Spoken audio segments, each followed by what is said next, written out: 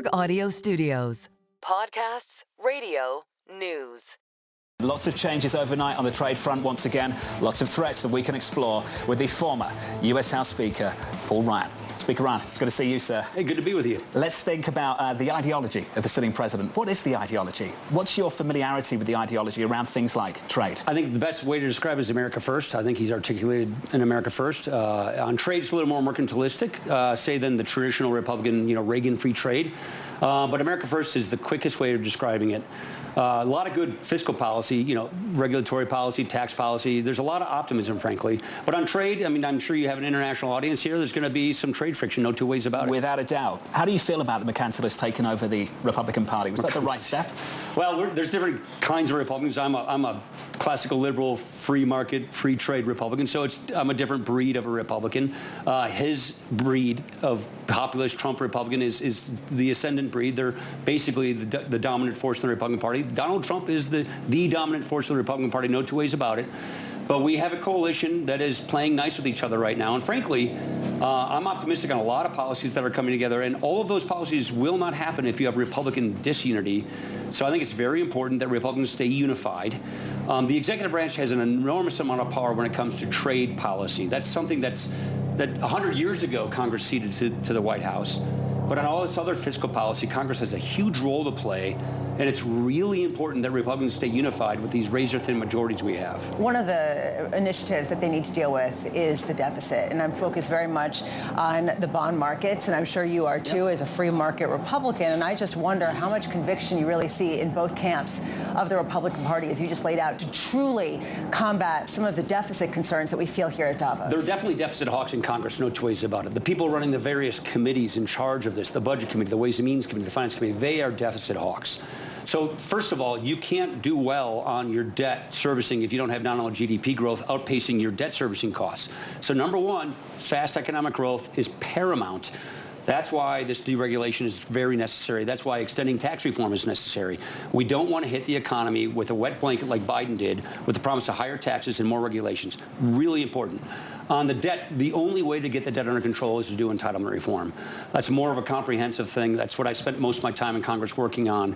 I think there's a way to do it. The most bipartisan solution that's out there right now are these fiscal commissions. There's a lot of talk about that. It wouldn't surprise me if Congress acted in a bipartisan way on a fiscal commission, not like Will Simpson, which I served on, but one with teeth that requires action. That's probably the biggest talk in town right now about real debt reduction. But in reconciliation, who knows? You could see some debt reduction occur there, too. We've already heard, though, from this administration, they're not going to cut Social Security. They're not going to cut Medicare. They're not going to cut any of those entitlements that they really want to cut. And I just wonder... Well, I wouldn't say they really want to cut. Well, I'm just that's saying, not the way to say it. Everybody who ran for president lately has been saying we're not touching these things. I don't agree with that. I'm a different, like I said, a different breed of Republican. Do you think that it's going to hit the wall, that there's going to be a real challenge that undermines some of the optimism that we're hearing here? Well, within a decade, you have both the Medicare Part A trust fund and the Social Security trust fund going bankrupt and insolvent. So you have to do something about that. You've got to step in front of that. By the way, you don't need to cut these programs to fix this. You can grow them a little more slowly. You can reform these programs. And you can do it on a prospective way so that you don't affect people in or near retirement, but do it for the younger generation, like my ex generation. So there are good reforms out there that I think are politically palatable, that move the needle on the debt tremendously. The question is whether or not, and by the way, if it were easy, we would have already done it. I passed 4 budgets in the House when I was budget chair that did this, but they meant nowhere in the Senate. So this is really hard to do. Would you vote for an extension of the Tax Cuts and Jobs Act? Absolutely. Why does that make sense? Because we want growth. If you don't do this, the kind of tax increases that are going to hit the economy, first of all, immediate expensing, R&D amortization, these are very important business tax relief. But what people who aren't Americans don't necessarily see is more than 2/3 of our businesses are not C corporations. They're pass-throughs, LLCs, subchapter S corporations. They pay their taxes as individuals. There's a massive tax increase on those businesses, the engine of job creation in America, if you let those things expire. So that's really important. It's this thing we call Section 199A.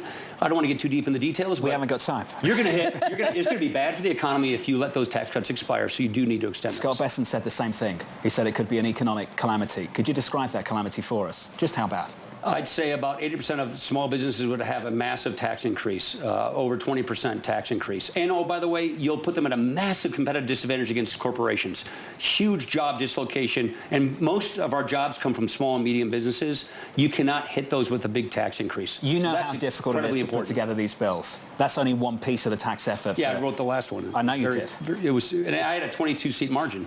Easier to play with the 22-seat margin. They don't have those margins this time around. How difficult is it going to be to do anything above and beyond just extending this is why I say Republicans need to stay unified, because all of us agree on this type of fiscal policy. We may have different disagreements on trade. We don't have disagreements on this. Really important that Republican factionalism doesn't occur. They stay unified and get this done. The country's counting on us. Donald Trump promised it. And one of the reasons why people are so optimistic is because they believe this is going to happen. At Teneo, we pulled 700 CEOs representing $10 trillion of wealth, and it's a 32-point swing in optimism from last year to this year. We've seen it on the U.S. economy. And I can tell you, Speaker Ryan, we hear it repeatedly every single hour. That optimism has to be translated into policy for it to be realized, and that means pass this bill. Speaker Ryan, thank you, sir.